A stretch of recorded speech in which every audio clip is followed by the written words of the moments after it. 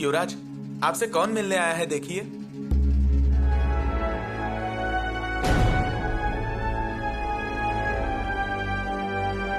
शंभू, शंभू साचे, खूब लड़ोगे जंग, कलश बहाए प्रेम की धारा, केवल तुमरे संग, छवि बना के छवि बता के पास तुमरे आयो, छवि देख शिव पुत्र की, सो खुद की भूल गयो, छवि खुद की भूल गयो।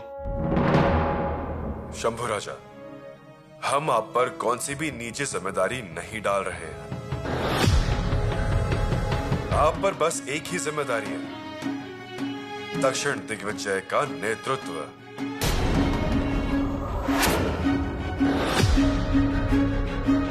पिताश्री।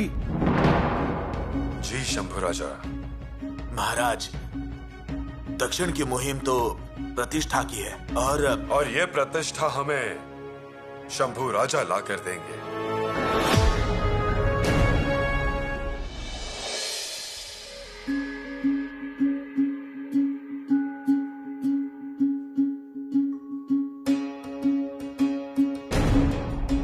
युवराज,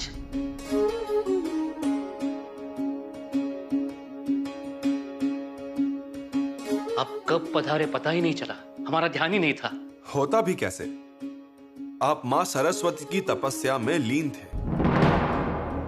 आपको देखकर खुशी हुई। हमें भी जब खुशियां बटोरनी होती हैं, हम आपसे मिलने चले आते हैं। कविराज, जल्द ही हम दक्षिण मुहिम के लिए निकलेंगे। कुछ ही दिनों में हमारा प्रस्थान होगा। और एक विजय पताका। परंतु हम मुहिम पर जाएंगे तो आप यहां अकेले पड़ जाएंगे। आपका यहां कोई मित्र भी नहीं। मैं कुछ समझा नहीं। कविराज, हम चाहते हैं कि आप यहां अकेले रहे, उससे बेहतर होगा कि आप उत्तर चले जाएं। युवराज, आप हमारी बहुत चिंता करते हैं।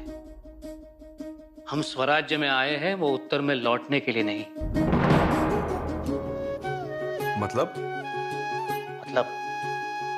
जहां आप वहां कलश।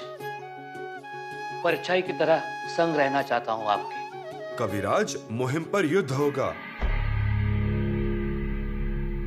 और रणांगन में सरस्वती की पूजा नहीं होती, बल्कि रुद्र का तांडव होता है। वहां कलम नहीं, तलवार चलानी पड़ती है। शब्दों के बोल नहीं, रणसिंह की आवाज, हाथियों की चीखें और हथियारों की आवाजें होंगी। युवराज, हम कलम के साथ हथियार भी रखना जानते हैं। हथियार आपके पास? जी।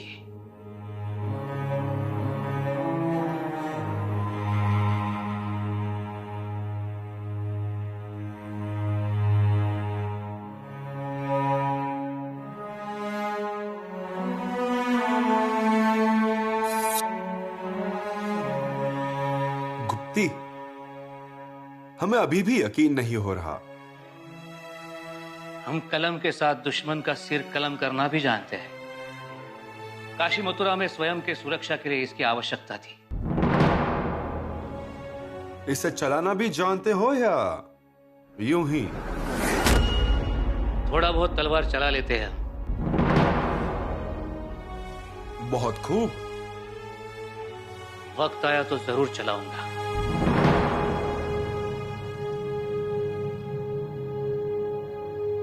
कविराज, आप हमारे साथ मुहिम पर आ सकते हैं।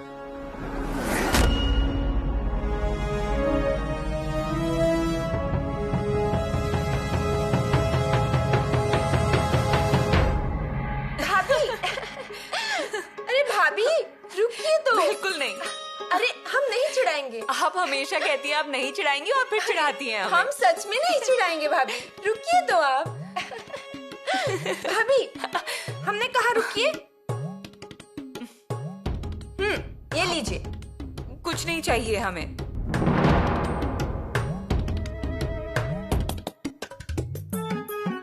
क्यों? हमारे भाई के हाथों से ही मुंह मीठा करेंगी क्या?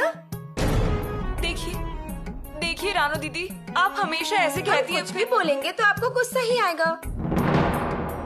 और ये जो आपके गाल पर छेद है वो तो अंदर जाएगा ही। रानू दीदी, ये लीजिए।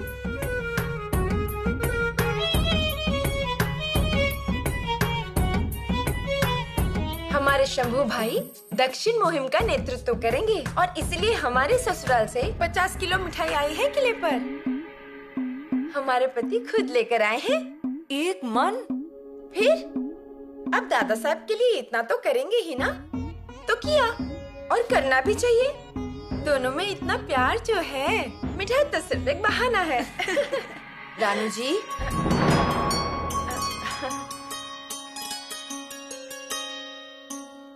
जी माताश्री, क्या है ये?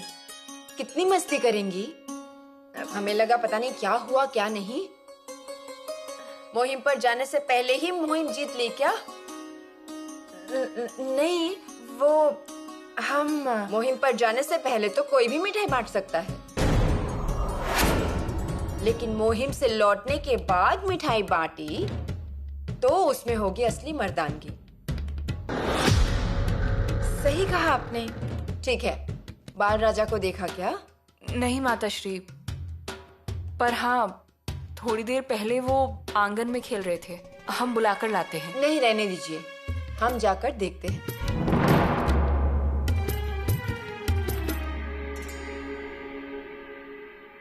देखा आपने रानू दीदी, आप तो यहाँ मजाक करती हैं, पर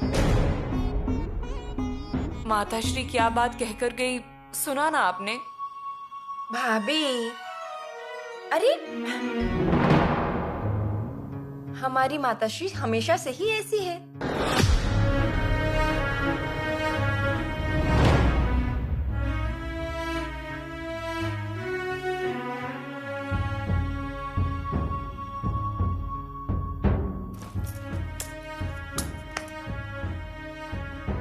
आप यहीं पर खड़े रहिए, हमारे वापस आने तक इस गोले से बाहर नहीं आइएगा। दीदी, आप घोड़ा बनकर अंदर आइए।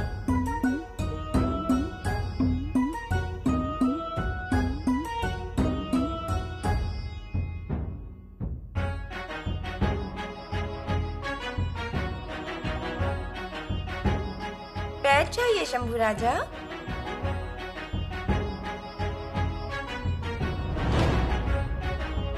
हमें सब याद है। शंभू राजे युवराज हैं और जवान हैं। अब उनके पास सेना का नेतृत्व हो, यानी कि सेना में उत्साहवर्धक खुशी का माहौल होगा। और सबसे मुख्य बात यह है, शंभू राजे मुहिम पर जाएंगे, मतलब 2 साल के लिए किले पर नहीं होंगे।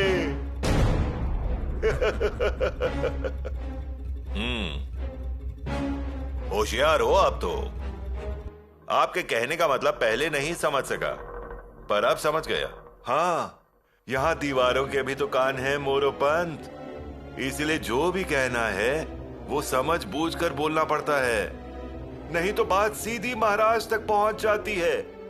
अब शंभू राजे मुहिम पर जाएंगे, मतलब हमें रोज की तकलीफ से छुटकारा मिल जाएगा, ऐसा? हाँ राहु जी, शंभू राजे गढ़ पर होने से आपको इतनी तकलीफ क्यों है? बहुत होती है, रोज तलवार की धार पर रखते हैं हमें। बस इतने पर ही संतुष्ट हो गए आप? हमें तो लगा था शंभू राजा किले पर नहीं है, इसलिए आप मौके का फायदा उठाएंगे। मतलब? जाने दीजिए पंत, उन्हें किसी से कोई मतलब नहीं। खुद की तकलीफ कम हो रही है, बस उसी में वो खुश हैं। राव जी, इसी वजह से आप सिर्फ अब तक गटकरी हैं। मोरोपंत, हम तो सिर्फ सीधा सोचने वाले लोग हैं, आप जैसे खेल खेलने नहीं आते। तो फिर सीख लो। सिर्फ टांग पे टांग रखकर बैठे मत रहिए। जो कुछ भी हो रहा है वो अच्छा नहीं हो रहा। दक्षिण की मुहिम जीतने के बाद शंभू राजा पर महाराज का विश्वास दृढ़ होगा। शंभू राजा स्वराज्य के भावी छत्रपति बनने के लिए कितने योग्य हैं, इस पर मुहर लग जाएगी। वो तो है ही, पर अब महाराज जी ने ही निर्णय लिया है तो कैसे रोकेंगे उन्हें? तो हम खुद को अन्नाजी पंत कहलाते हैं, उसका मतलब क्या है? अजी, मेरी बुद्धि तो चूहे की तरह है। चूहा परदेश जाता है लेकिन बिल खोदता है, वैसा ही मैं हूं। लेकिन मौका मिलेगा? चूहा मौका हासिल कर ही लेता है। आप एक काम कीजिए मोरोपंत, आप महाराज को राजनीतिक पेंच में पकड़िए और आप? हम महाराज पर पारिवारिक दबाव लाएंगे। फंस जाएंगे पंत, बहुत खतरा है। किसी को पता चला तो? चूहे का धर्म है घर खोखला करना, वो हम निभाएंगे। वाह नाजी पंत, वाह। कुछ भी होने दीजिए, दुनिया इधर की उधर हो जाने दीजिए, लेकिन शंभू राजा के हाथ में कामयाबी नहीं आनी चाहिए, मतलब नहीं आनी चाहिए।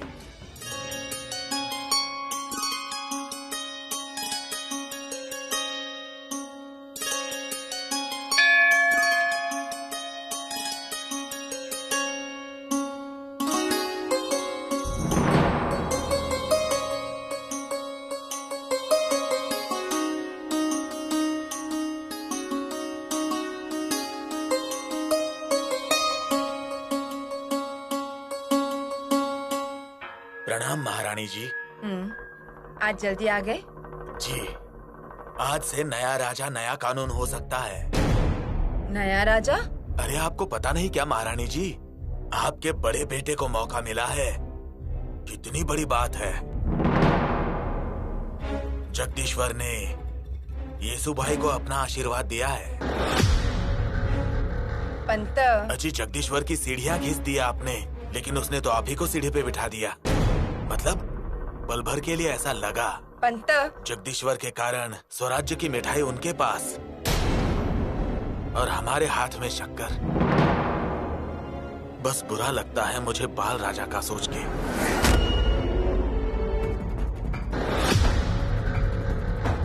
आपको बुरा क्यों लग रहा है उनके बारे में? क्या है ना महारानी जी, बाल राजा को छत्रपति जैसे पिता मिले हैं, माँ के तौर पर आपकी जैसी महारानी मिली है, लेकिन फिर भी उनका अनाथपना उसके नीचे छिप गया है, ऐसा लगता है हमें। बाल राजा वो भी अनाथ? नहीं, मतलब देखिए ना, उनके बारे में जो बेफिक्री है ना, उसमें आपको उनका अनाथपना दिखेगा। मतलब उनके पास तो सब कुछ है, फिर भी कुछ भी नहीं है। इसके उल्टा युवराज को देखिए, वो अनाथ हैं, बिन माँ के हैं, इसीलिए सभी रानियों की ममता और रानी माँ का प्यार उन्हें मिला। महाराज ने उन्हें सब कुछ समय पे दिया, अजी समय से पहले दिया। वैसे हमारे राजा राम राजा के साथ क्यों नहीं होता? क्यों उन पर ध्यान नहीं दिया जाता? बताइए। युवराज अगर एक बार दक्षिण की मुहिम जीत गए तो महाराज पालकी में और आप डोली में और वो सिंहासन पर। राजा राम राजा ही छत्रपति बनेंगे। भूल जाइए महारानी जी, ऐसा भोलापन आगे चल के लाचार बनाता है। असल बात तो ये है कि राजा राम राजा छोटे बन के पैदा हुए हैं और उनकी अगली पीढ़ियां भी, और वो छोटे बनकर ही जिएंगे। और जनता उन्हें ये मान सम्मान नहीं देगी, और ये अगर नहीं चाहिए तो अभी भी समय हाथ में है। दिग्विजय का घोड़ा तेज रफ्तार जाने से पहले उसे लगाम लगानी चाहिए।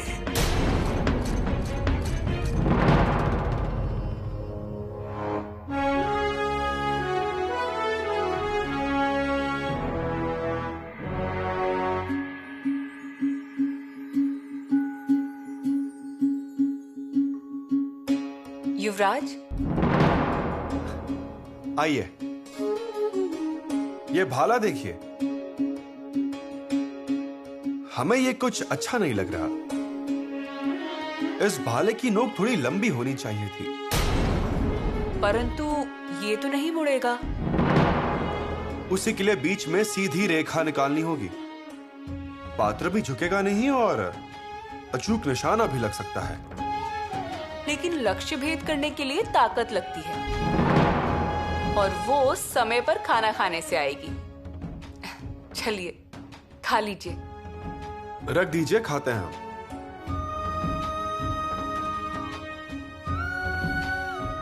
और यहां आइए। इस समय हम भाला चलाने की एक टुकड़ी को सेना के आगे रखने वाले हैं। उनके पास ऐसी प्रकृति का भाला होगा।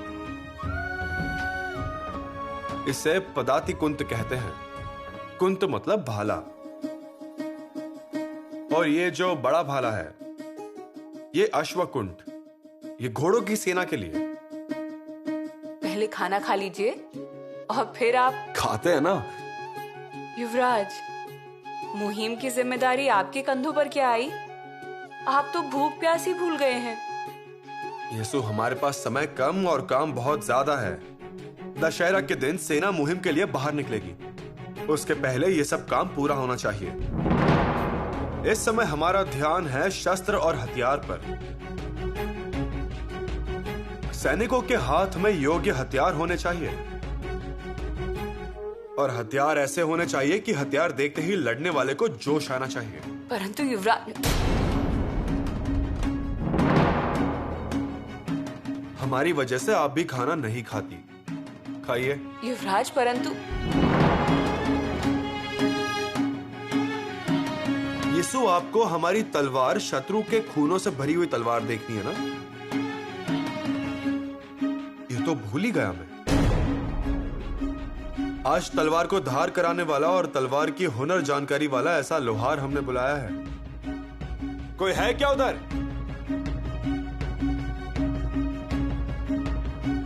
जी। वो लोहार बाबा को भेजना। जी युवराज। आपने बुलाया मुझे? खुशखबरी जो देनी थी। कैसी खबर? हमने मुहिम का नारियल फोड़ दिया, वो भी जगदीश्वर के द्वार पर। मतलब महारानी जी को मिले आप? जी हाँ, उन्हीं के सामने उनके संभावित धोखे की घंटा जगदीश्वर के द्वार में जोर से बजा के सुनाई। अच्छा, ऐसा है? तो क्या बोली महारानी जी? वो क्या कहेंगी? स्वार्थ के सामने सारी दुनिया लाचार हो गई है। इसका मतलब आपने बहुत बड़ी छलांग लगाई है। मेरी बात छोड़िए, आपने क्या किया वो बताइए मुझे। क्या करें ये समझ ही नहीं आ रहा। मतलब महाराज जी से कैसे बोले? इसलिए महाराज अष्टवदनी बोलते हुए सारी बातें समझ जाते हैं। समझते हैं तो समझने दीजिए। हम नाराज हैं ये उन्हें पता चलने दीजिए। परंतु महाराज जी का क्रोध बहुत है। आप इस बारे में मत सोचिए। आप इस बारे में सोचिए। मैं याद दिलाता हूं उस फ्रेंच यात्री एबेकरी के खत का। वो कहता है महाराज के मुकाबले उनका बेटा ज्यादा बहादुर है। उसके साथ लड़ते समय सैनिक धन्य हो जाते हैं। इसका मतलब समझते हैं आप? इसका मतलब हमें हट और जिंदगी भर की मानहानि। समझ आ रहा है हमें भी, और हमें यह भी मालूम है एक बार वो दक्षिण से आए तो समझ लीजिए हमारे निकलने की तैयारी हो गई। समझ रहे हैं ना? समझ में आ रहा है। परंतु महाराज जी पर दबाव कैसे बनाएं? क्या है ये मोरोपंत? आप हार रहे हैं तो ऐसे मोरोपंत किस काम के? हमें वो मोरोपंत चाहिए जो प्रतापगढ़ के युद्ध के दौरान जावली के घने जंगल में ताक लगाकर बैठने वाला। हमें वो मोरोपंत चाहिए जो दुश्मन के खिलाफ शेर की तरह लड़ता है। ऐसा मोरोपंत जिस पर महाराज आज भी पेशवा के तौर पर निर्भर हैं। जाग जाइए पंत, अभी ये बाजी जीतेंगे तो अगली चिंता मिट जाएगी। दोनों तरफ से आग लगनी चाहिए, तभी बारूद का धमाका जल्दी होगा। सही कहा आपने। हम जाके महाराज जी से मिलते हैं, क्योंकि ये अवसर ऐसे ही जाने देना गलत होगा।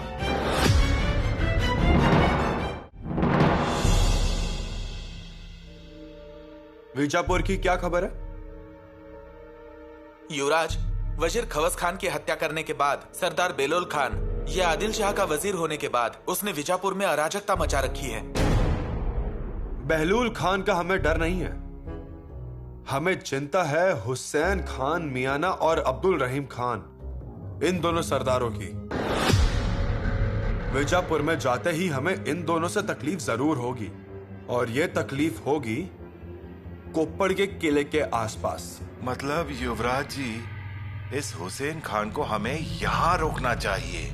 सिर्फ रोकने से कुछ नहीं होगा मामा साहब, इस हुसैन खान को खत्म करना ही चाहिए, तो ही हमें तुंगभद्रा तक जाने का रास्ता मिलेगा। तुंगभद्रा तक मतलब दक्षिण तक? मतलब कहां तक जाना है हमें? तंजावर तक। तंजावर तक? कुतुबशाही की योजना के माध्यम से तुंगभद्रा और कावेरी, इन दो नदियों का पूरा देश कब्जा करेंगे हम, चाहे जो हो जाए। बहुत बढ़िया तैयारी की है आपने। मामा साहब पिताश्री ने इस दक्षिण मुहिम का नेतृत्व हमें दे दिया है, तो वैसे ही नियोजन से तैयारी करनी नहीं चाहिए? ये सच कहा आपने युवराज जी। हमने आज तक इतनी मुहिम की है, परंतु ऐसा अध्ययन नहीं किया। अध्ययन करना चाहिए मामा जी। जिस जगह पहली बार जाएंगे उस जगह का भूगोल मालूम रहा तो ही इतिहास रचा जा सकता है। लाखों में एक बात कही, आपका तो सब कुछ एकदम योजना अनुसार होता है। मामा जी, दशहरा के दिन तलवार की पूजा की जाएगी। हाँ, और उसी वक्त सीमा पार करने के लिए सेना बाहर निकल जाएगी। 2 महीनों के अंदर विजापुर पार करके हमारी सेना भागानगर में आएगी, मतलब रहनी चाहिए। मतलब इतनी बड़ी तैयारी करने के बाद दिग्विजय हमारा ही है। मामा जी, हमें चिंता है तो सिर्फ वो हुसैन खान की। हुसैन खान मियाना खत्म हुआ तो विजापुर के आंचल में रहे मराठा सरदार हम स्वराज्य में ला सकते हैं। इस हुसैन खान को जाल में फंसाना पड़ेगा।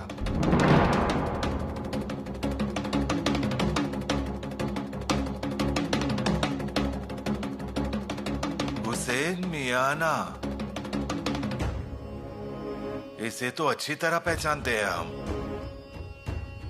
इसने किसका क्या किया है जो हमारा डुबा रहा है? किसी का क्या दिया है हमारा डुबा रहा है? मतलब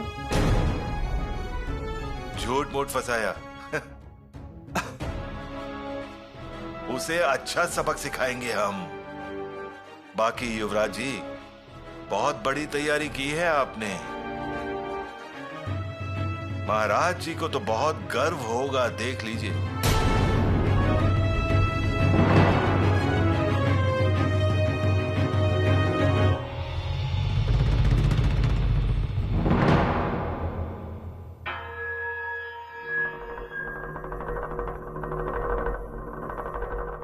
क्षमा कीजिए महाराज जी, परंतु मुहिम के बारे में सोचते हुए हमें एक शंका से रात भर नींद नहीं आई।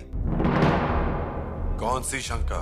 शंका ये थी कि एक ही समय आप दोनों, यानी कि आप और युवराज जी जाओगे, तो ये निर्णय रात भर हमें सताता रहा। ऐसा मतलब हमारे द्वारा लिया हुआ फैसला आपको मंजूर नहीं? हाँ, मतलब ऐसा ही कह लीजिए। वजह? कारण यही है कि स्वराज्य का नजरअंदाज होगा। मतलब एक ही समय पर स्वराज्य पर छत्रपति भी नहीं और युवराज भी नहीं। ये बात सही नहीं लग रही है। सच कहें तो इतना महत्वपूर्ण फैसला लेते समय कठिनाई होती है। फिर आपका क्या कहना है? हमारा कहना तो इतना ही है कि दक्षिण की मुहिम ये आपके मन की मुहिम है। और महाराज जी, वहां पर कुतुब शाह से मिलना जरूरी भी है, और वहां पर युवराज जी का रहना जरूरी, मतलब हमें ऐसा लग रहा है, शायद ये गलत हो सकता है, परंतु युवराज जी को। मोरोपंत, फिर हम युवराज की जलती हुई तलवार कब देखेंगे? महाराज जी, वो तो कभी भी देख सकते हैं। मुहिम, लड़ाई ये तो होती ही रहेगी, परंतु जलती हुई तलवार देखने के लिए युवराज जी के आशा के 2 साल बेकार जाएंगे, हमें तो ऐसा ही लग रहा है।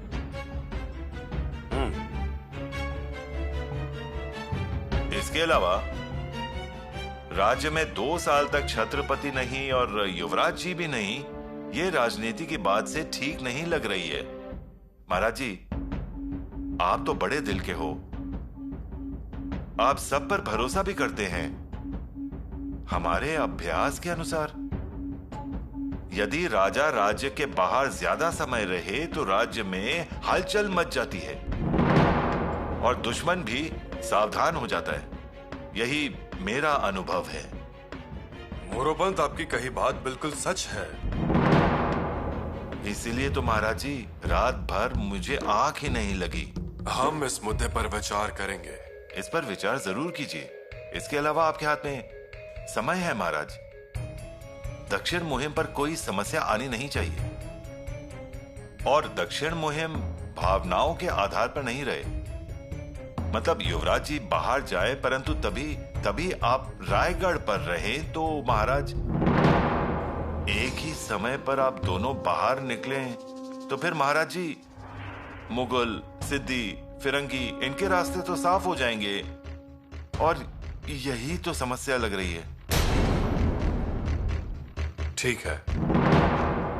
इसके अलावा हाथ का छोड़कर दूसरे के पीछे ना जाएं। जो हाथ में है उसे मजबूती से रखना चाहिए। इसीलिए युवराज स्वराज्य में और आप दक्षिण में रहें, ऐसी हमारी विनती है। अंतिम निर्णय तो आप ही का है।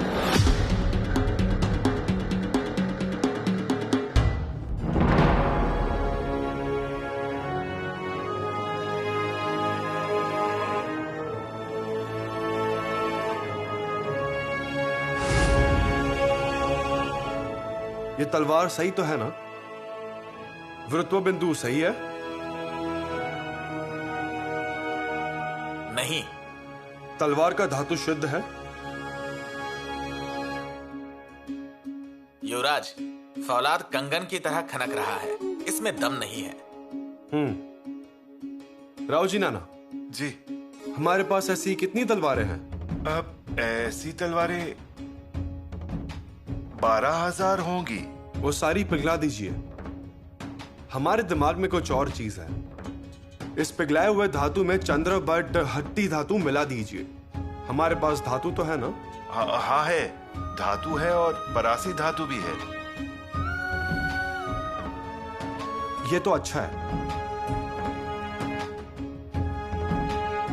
महाराज ने तलवार की जो लंबाई बढ़ाई, उनमें 4 उंगलियां और बढ़ाओ, और हमें तलवार के ऊपर नाल चाहिए। इसके अलावा तलवार वजन से हल्की होनी चाहिए। एक समय एक सैनिक की दादी आई और बोली थी, 3 मन वजन की तलवार येसाजी कंके उठाते हैं। मेरा पोता भी ऐसे ही वजन उठा लेगा और लेकर चला जाएगा।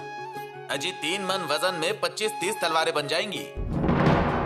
तो भी लोग अफवाहें फैलाते हैं और कारण नहीं होते हुए भी युवाओं के मन में डर निर्माण करते हैं। इतनी भारी तलवार को उठाएंगे कब और वार कब करेंगे?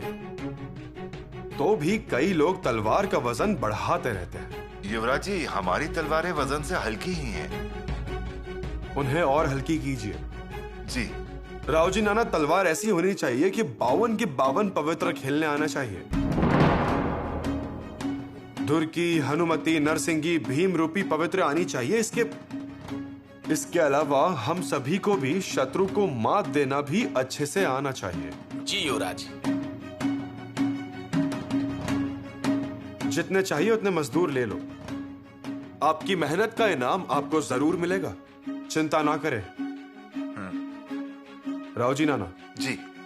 हमारी जो लोहा पिघलाने की भट्टी है उसकी अगर मरम्मत करनी हो तो करवा लीजिए। जी जल्द से जल्द तैयार करवाइए। जी युवराज जी।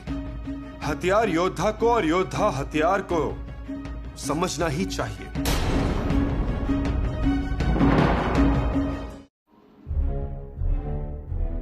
आज गडकरी को यहाँ वहां देखने की भी फुर्सत नहीं है।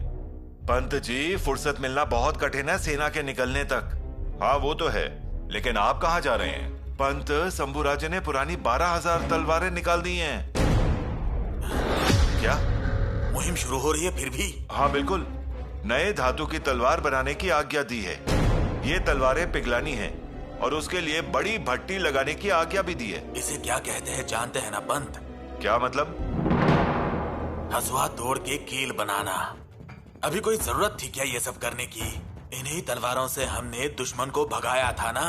ये तो हो गया पंत, लेकिन नए लोग आएंगे तो नया बदलाव जरूरी है। होने वाले बदलाव फायदेमंद रहें तो अच्छा ही है ना। इसका मतलब ये हुआ कि खुद पर मशाल पकड़ना और दूसरे को दिए तले खड़ा करना।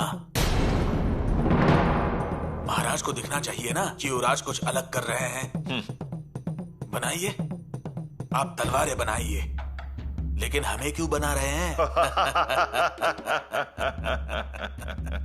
आज सिर्फ हंसी है पंत, परंतु लोग तो युवराज जी के प्रत्येक निर्णय पर तालियां बजा रहे हैं। ताऊ जी नाना, सच बता रहे हो ना सब? पंत, जब से युवराज जी ने मुहिम की जिम्मेदारी अपने सर उठाई है, किले पर नाग की तरह घूमे जा रहे हैं। कभी अंबर खाना, कभी सुतार में, कभी लोहार में, कभी गजशाला, कभी घोड़ों के बीच में, कभी सरदार में, कभी सेना में, कभी बाजार में। कल तो उन्होंने सेना के लिए लकड़ियां लाने वालों की बैठक भी बुलाई थी। सुबह तो घोड़ों को लगाम लगाने वालों की बैठक भी लगाई। घोड़ों के पैरों को कुछ भी न लगे ऐसी सीख दी उन्होंने। मतलब किले पर ऐसा कभी भी आज तक देखा नहीं पंत जी। चैतन्य आएगा ही, कहते हैं ना, नए के 9 दिन। क्यों पंत? ये तो अच्छा ही है। नए दिन में ये बदलाव तो तय है। आप तलवारें बदलिए, हम महाराज का निर्णय ही बदल डालेंगे। मतलब? बत्ती जला दी है मैंने दोनों तरफ से। कान सुन्न करने वाला पहला धमाका हमारा होगा। धमाका।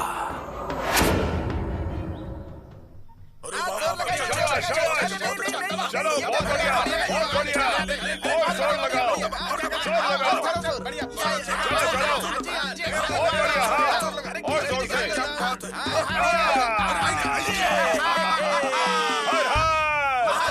हर हर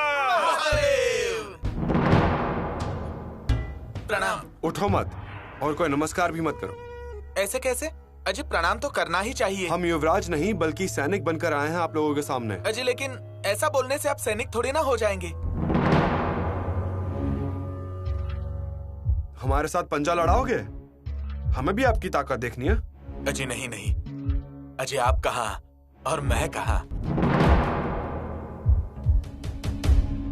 फिजूल की बातें मत कीजिए। लड़ोगे क्या? क्या बोलते हो आप लोग? हाँ, हो जाए युवराज, हो जाए, बढ़िया रहेगा, हो जाए। अरे खेलो, हाँ, लड़ाओ पंजा। अरे डरते क्यों हो? हारे तो हारे, लेकिन जीत गए तो इनाम मिलेगा। यहाँ कोई युवराज नहीं, हम सभी लोग सैनिक हैं। चलो। प्रजा की रक्षा के लिए स्वराज्य का है पढ़ लिए, फिर तेजस्वी सूर्य आ गया।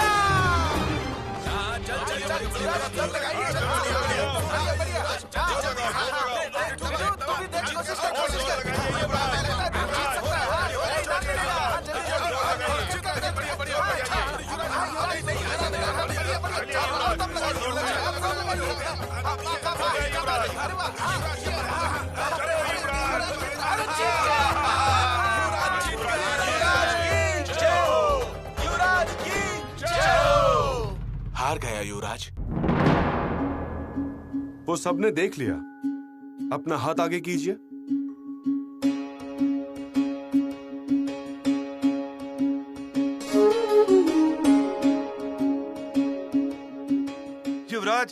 हार गया फिर भी उसे इनाम? क्योंकि वो जानबूझकर हार गए, हमारी गरिमा बनाए रखने के लिए। लेकिन सच में हमने आपकी ताकत को तौला, मराठा खून की गर्मी दिखी हमें।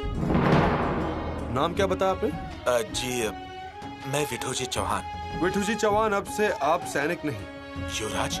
सरदार बन के हमारे साथ रहिए। युवराज, युवराज, मेरी जिंदगी आपने अनमोल बना दी।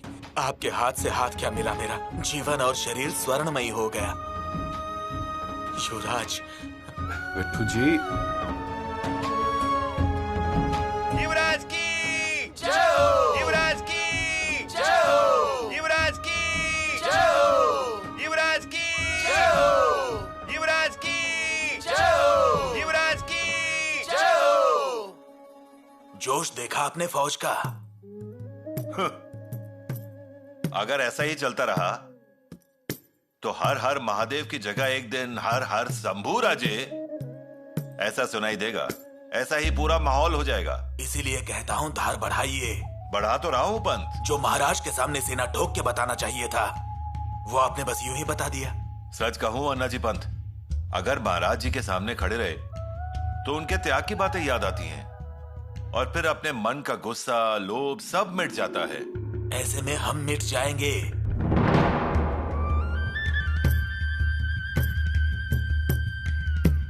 कहाँ जा रहे हैं हमारे प्यारे युवराज?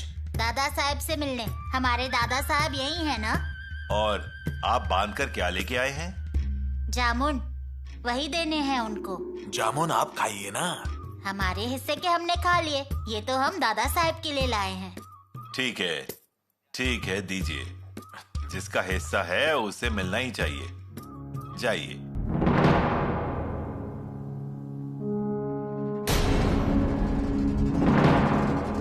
क्या कहा आपने? हर एक का हक उसे मिलना ही चाहिए।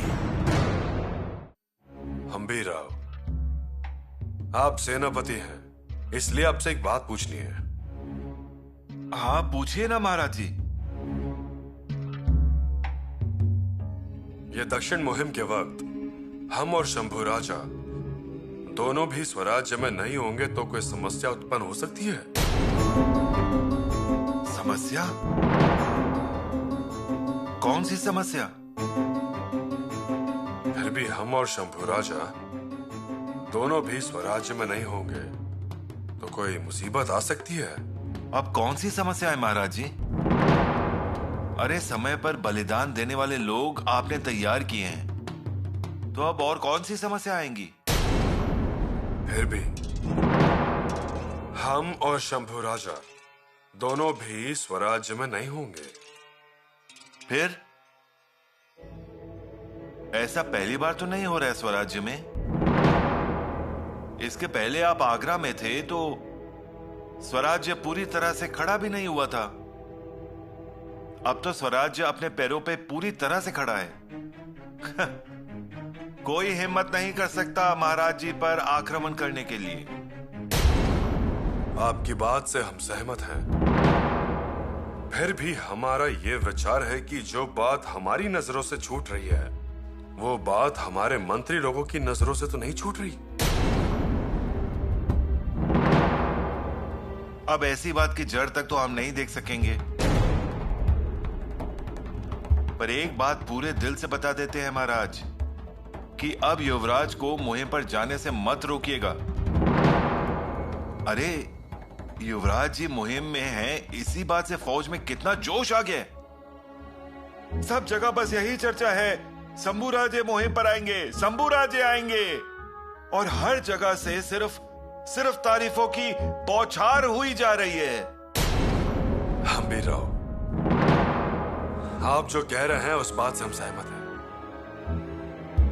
परंतु महाराज अब और कोई दूसरा मार्ग निकाल लीजिए, लेकिन शंभू राजा को मुहिम पर जाने से मत रोकिए। सेनापति होने की हैसियत से हम हाथ जोड़ के आपसे विनती कर रहे हैं। हम्बीराव, शंभू राजा जी का इस मुहिम में आना मतलब हजारों प्रश्नों का उत्तर देने जैसा है। मतलब फिरंगी लोग, हमारे दुश्मन, वो जो जहर का प्रयास करने वाले लोग, उनको जवाब मिलेगा ही। और उत्तर दिशा में भी जवाब मिलेगा महाराज, वो भी मुगलों को।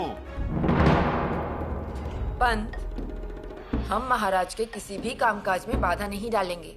खलल डालिए ऐसा मैं भी नहीं कहूंगा, लेकिन संभावित धोखा जानिए और रोकिए युवराज को। हम में उतना साहस नहीं, और फिर हम सुखी हैं। बात आपके सुख की नहीं है महारानी जी, बात बाल राजा के दुख की है। बाल राजा भी सुखी है। सुख में रहना अलग बात है और राजा बनना अलग बात है। राजा ही बनेंगे वो। राजा तो बनेंगे, लेकिन नामधारी। उनकी जगह सिंहासन पर नहीं होगी, एक सीढ़ी नीचे होगी। मतलब? उनका छोटा होना। छोटों को कहाँ मिलता है मान सम्मान, वो तो बड़े का गुलाम, बस राजा का पोशाक पहनने वाला। इसी में अगर आप खुश हैं तो बाल राजा के लिए सिंहासन की जगह जो मैं निश्चित करना चाहता हूँ वो विचार छोड़ देता हूँ। पंत, अब ये बात बोलने का या ऐसा कुछ करने का समय निकल चुका है। ऐसा आपको लगता है, लेकिन आपके पास एक बड़ा अस्त्र है, ये भूल गई आप? अस्त्र? हम्बीर राव, सर सेनापति हम्बीर राव, आपके भाई। आप उनके भाई होने के प्रेम को जगाइए, वो आपके साथ खड़े हो जाएंगे, वो निर्णय बदलवा सकते हैं। देखिए, कोशिश कीजिए।